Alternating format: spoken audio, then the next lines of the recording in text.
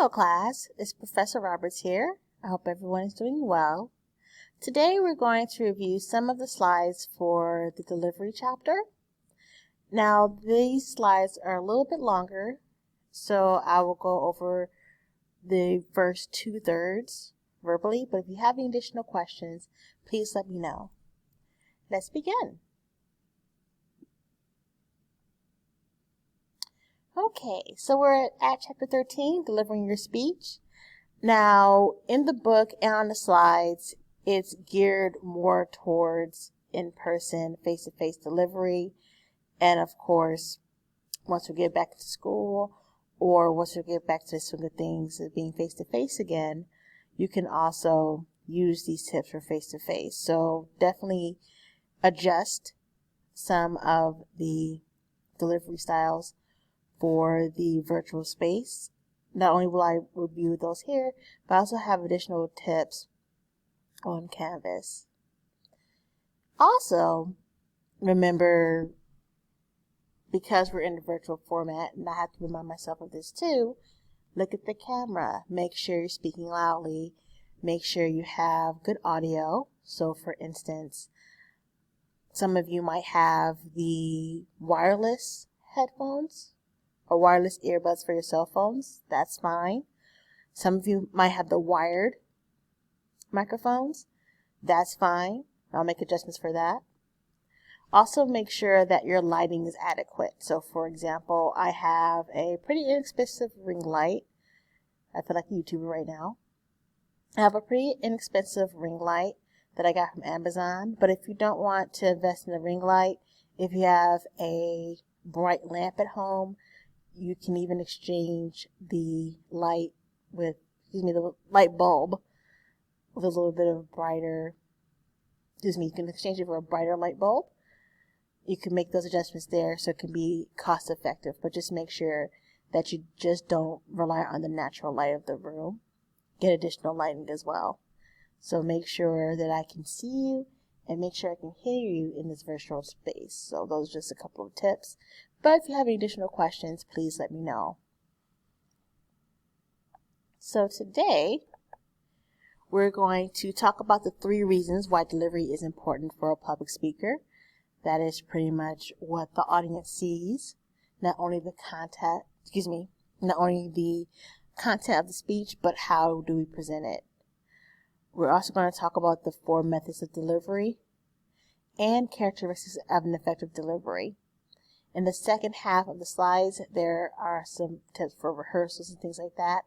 Although I won't be reviewing them in this video today, please review those either in the text or in the chapters. Or either in the text or in the PowerPoints. And let me know if you have any questions, if you have any. So first, let's talk about nonverbal communication. In some of our first videos, we talked about how nonverbal communication is a form of feedback. Do you remember the transactional communication model? If you do, great. If you don't, go ahead and take a look at those slides of those chapters. But nonverbal communication is a form of feedback, and it's a form of messaging as well. So as the speaker, you get to control your body, your voice, tone of voice, volume, which controls or helps influence how the audience will receive your message. Will you talk in a upbeat, up-tempo voice, or will you talk in a more muted, more subtle voice? Each type of delivery style may indicate, this is a very happy and positive topic, or it might demonstrate that it's a very solemn and serious topic. Just by the tone of your voice, it lets the audience know what tone to set for what tone is being set for the speech. So with nonverbal communication, it also provides social cues, social meanings of the actual messages being given. We can express some feelings or emotions through our body language and tone, and it's important to plan those things out for your delivery. Listeners expect effective delivery. Now, we're not talking about a quick mistake or maybe a quick We want to make sure that we reduce those things as much as we can, but the audience is more forgiving than you think. However, there is a thin line to how much the audience will accept. So, for example, say if you're face to face and you're not prepared for the presentation, you're saying excessive filler words, the presentation is disorganized, you're not looking at the audience, then that will be something that the audience won't tolerate or be accepting as much. So we have the nonverbal expectancy theory, where the audience expects the speaker to control the tone of the classroom, and we also expect the speaker, or we also expect the audience and the speaker to have this exchange. So, for example, the speaker has strong eye contact. The speaker expects expects the audience to look at the speaker, and vice versa. So we have sort of like a script that we expect from our speakers. Delivery affects credibility, so having a strong, confident voice, strong eye contact is an indication of, hey, I know what I'm talking about. Hey, I know why I'm here, and I'm here to give you a message. And it's not as dissimilar to face-to-face communication as you think. So someone who is hesitant or someone who doesn't want to talk to you face-to-face, the nonverbals will give that away. And the same thing for face-to-face delivery. So nonverbal communication can help the audience make an emotional connection to not only you as a public speaker, but to what you're talking about. If you've ever taken interpersonal communication before, then this might be a little bit more familiar to you. Emotional contagion means you catch the feelings of the other person, or we mirror the feelings of each other. So earlier I talked about tone of voice. If you have a more positive and chipper voice and tone and cadence, then the audience will match that tone. If the tone of your voice is more solemn, more muted, a little bit slower in pace, then the audience will match that emotion. So keep that in mind as you set the emotional tone for your presentations. Nonverbal messages are a little bit difficult to fake. We do talk about fake it till you make it when we're trying to calm down our nerves. Audiences are very forgiving of nerves, but you want to make sure that you're also invested in your delivery of your speech. So, for example, you want to maintain that eye contact, control the tone of your voice, try to reduce as many fillers as you possibly can.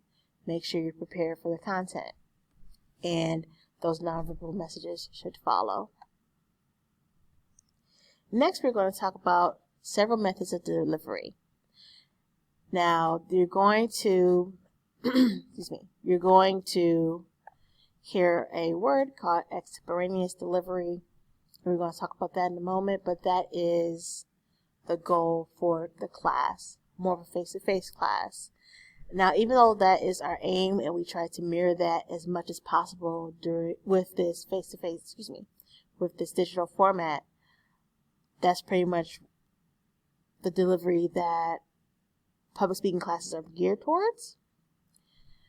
However, with both extemporaneous and online delivery styles, it combines these first three. So just to preface that right here. So with extemporaneous speaking styles, it's speaking with notes to an audience. It's prepared in advance, but you're flexible enough to make changes. So that might change a little bit with this format, but although, I'll talk about that in just a moment, but just make sure that you're trying to be as experienced as possible, even though we're talking to cameras. So just to put that out there. First, we have manuscript speaking. So think about a newscaster or a politician.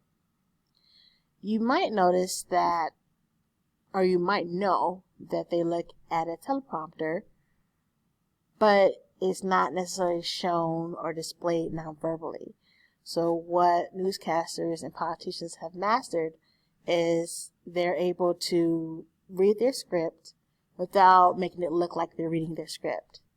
So for example, you never hear a newscaster say this. It's 70 degrees in February and it's beautiful weather. The people on the East Coast are jealous of us. Ha ha ha. No, you would never hear a newscaster do that. They might do something like this. Hi, Southern California. This is Sabrina here with your weather. Today, it's a beautiful 70 degrees, and you know that the people on the East Coast in February are jealous of us. Something like that, right? I gotta work on the laugh.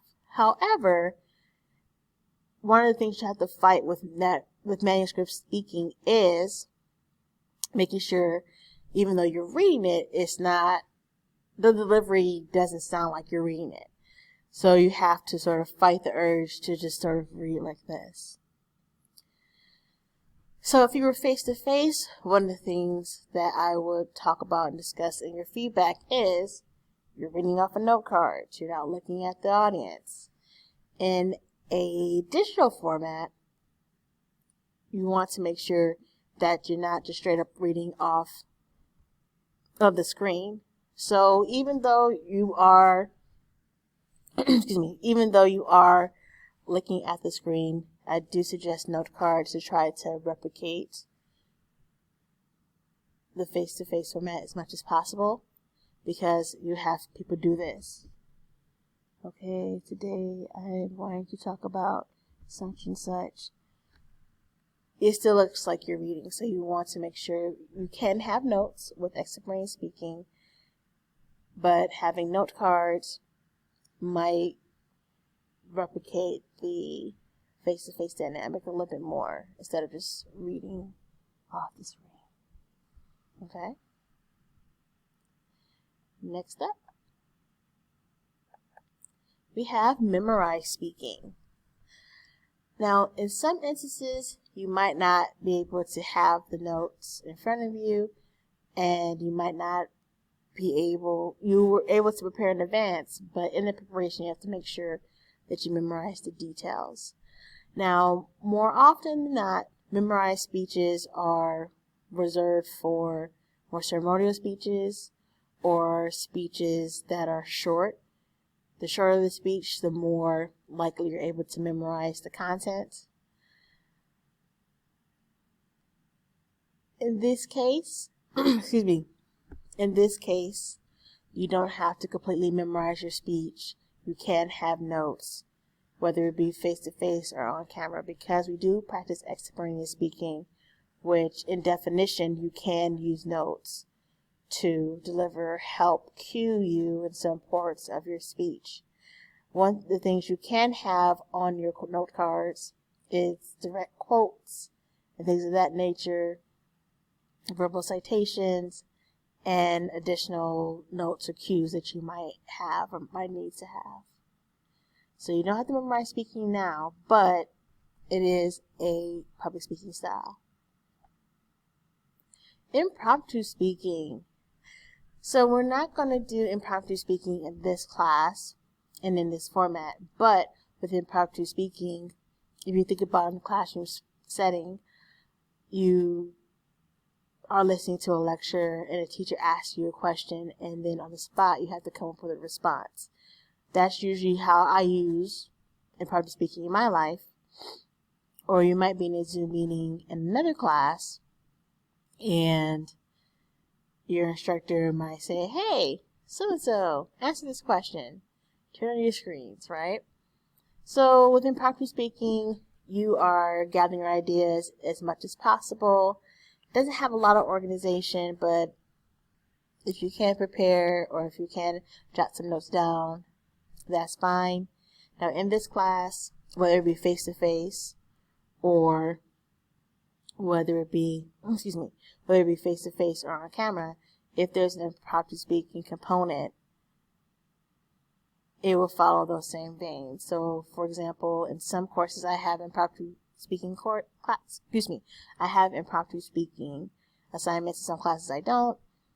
When I do assign an impromptu speaking assignment, the class doesn't know I'm going to give them. And it's usually a fun assignment. I don't do heavy topics for impromptu speaking. However, what I do is I say, hey, here's a topic, jot some notes down, and deliver. Okay? Last, but certainly not least, we have extemporaneous speaking. So this has a more conversational tone. Reason being, we prepared and practiced in advance. If you're able to do recorded speeches, some classes can, some classes can't.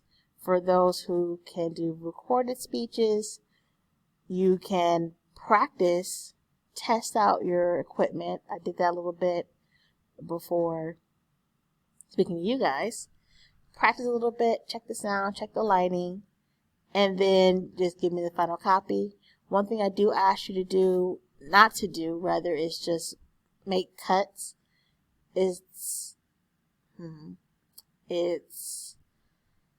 For example, when I say don't make cuts, don't make like edits. So when you're recording, just like I am now, you're recording from top to bottom and speaking naturally. So we're trying to replicate the online delivery as much as possible.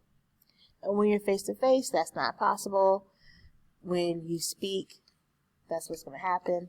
You're going to just speak from the heart.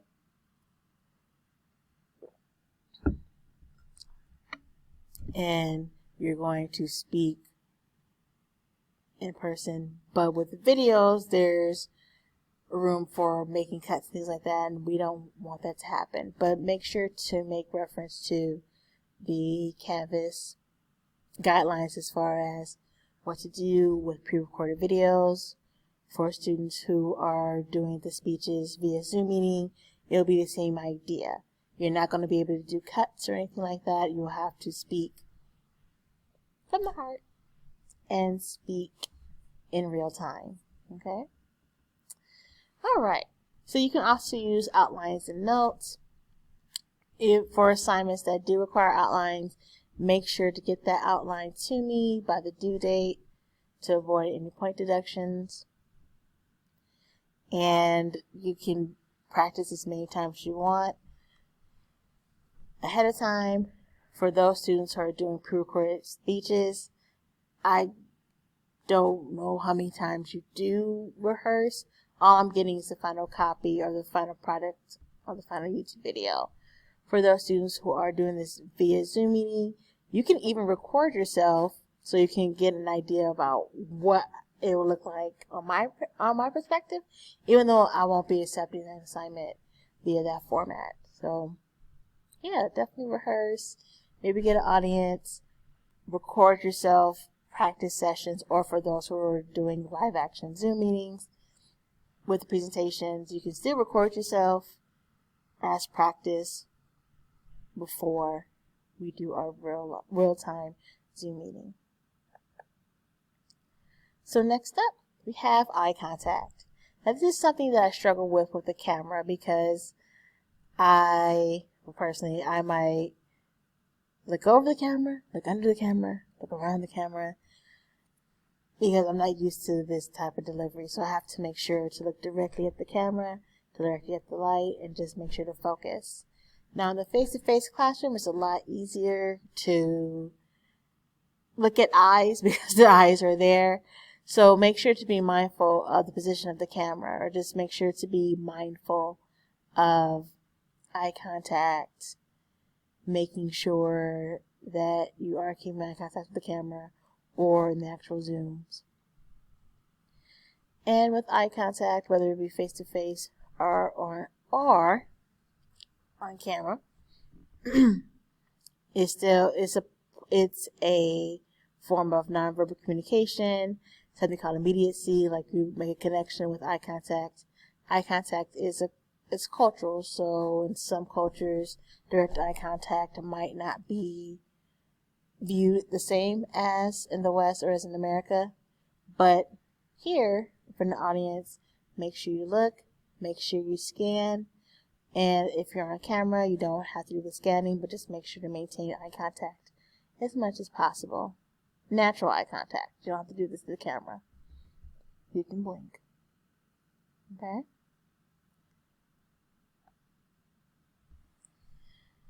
So how to use eye contact effectively? Look at the camera when you begin speaking. Look at them, the audience. Look at everybody, the audience. Look everywhere. If you're in a face-to-face situation, look at individuals. So when we talk about scanning, or when I make reference to scanning in a classroom setting, so say if we were in a classroom setting, I will look at everyone, and I would not just focus on one person unless I was talking to them. I would be looking at everybody, so my eyes are always wandering. Now the computer, so that's one of the reasons why I had some difficulty, like, where do I put my eyes? Because it's stationary. So I have to pretend I'm a YouTuber and talk to my audience and engage with my audience, even though I'm technically talking to myself. So it's going to feel a little bit weird. We can get through it, but just know that we're on the other side. Now, if we're doing Zoom meetings where we present, then still look at the camera. You don't have to wander around, even though you might be tempted to. This is something that I learned. When you have the Zoom meetings, you have multiple shots, and you want to be like, "Hey, everybody, how you doing?" I have to refrain from doing that, sit my head still, and look at the camera. So there are some things we have to work around because we are talking about a face-to-face based topic or book, and then trying to make modifications for online space. But hey, we got this. Last but not least, look at the camera. We just talked about that.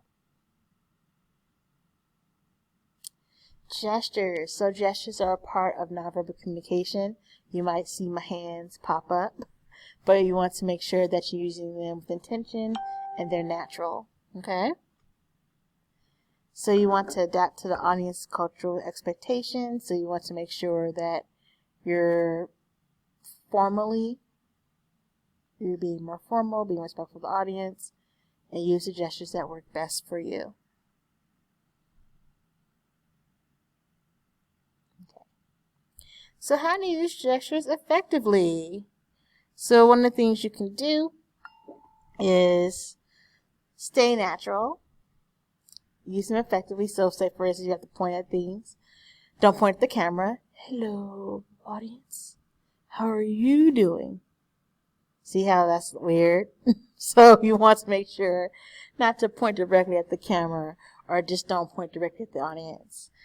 For instance, I used to work at Disney. Disney World was my first job, and you couldn't do the one finger point. You had to do the two finger point. One of the things I would do in the classroom, I wouldn't do that. I would just say full open hand. Hello. You can go ahead and speak.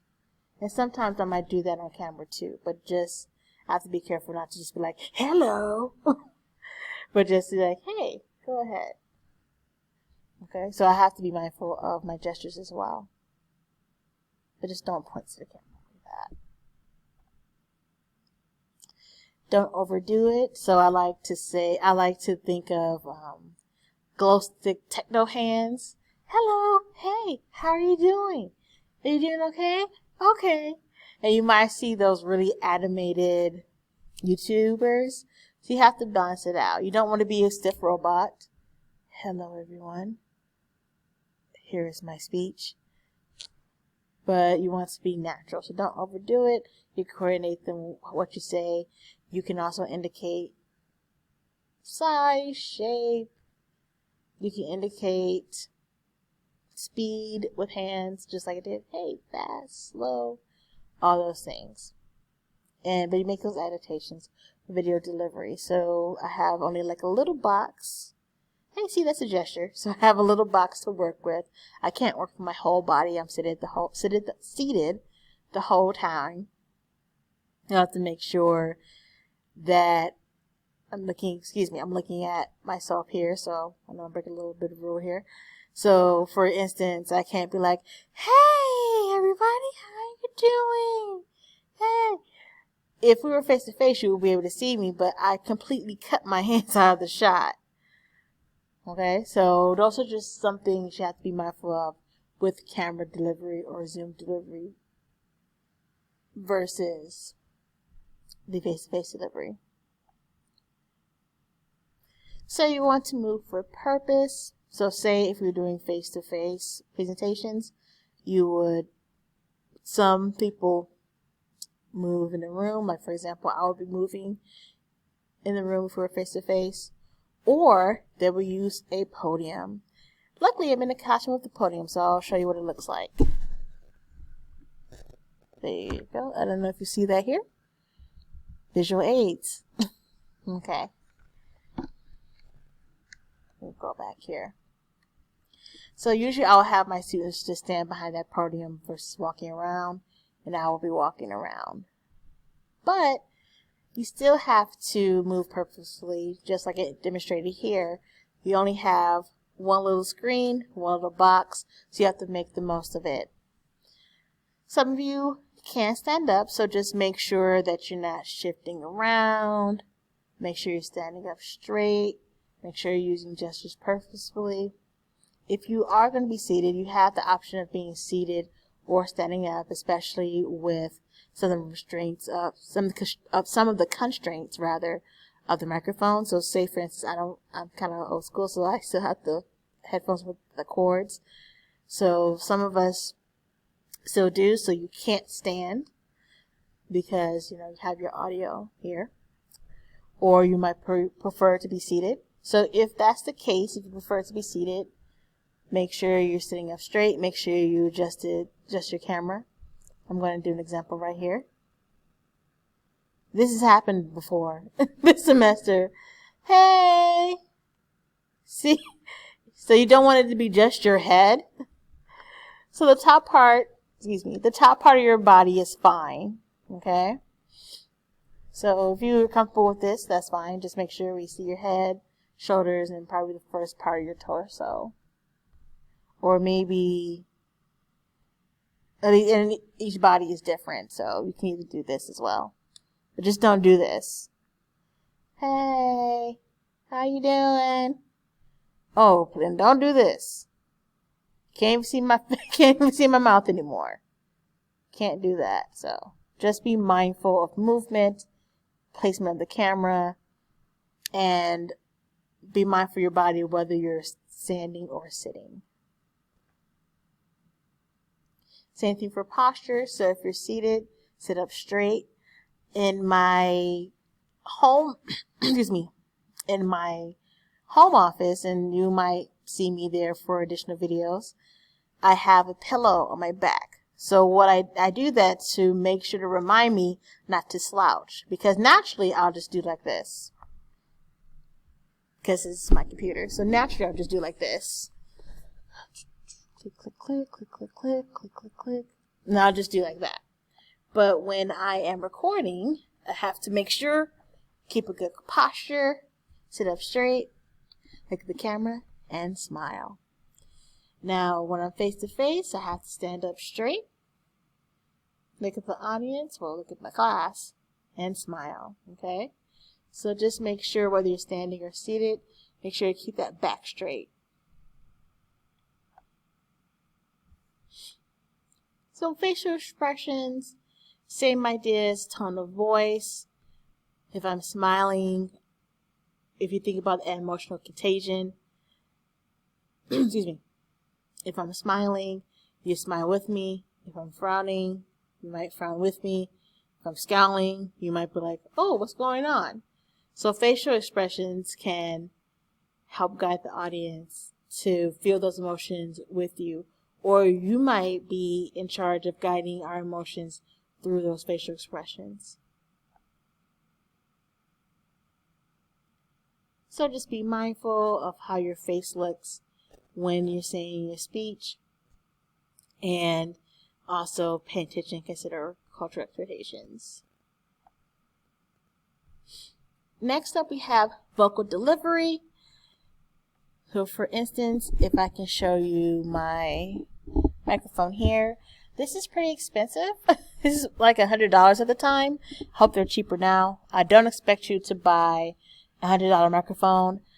I bought this a while back, and what happened, I did not use it for 2 years until we had to make the switch to online, so I had to break it out. One of the cool things about this is I can adjust it for the size of the room, and you don't have to spend that much money to get a microphone like that. But because I'm in this very large classroom, I'm able to make an adjustment so you can pick up my voice. So you can have those considerations as well. So you can buy a little microphone for online delivery, or you can use the one with your cell phone, whether it be the earbuds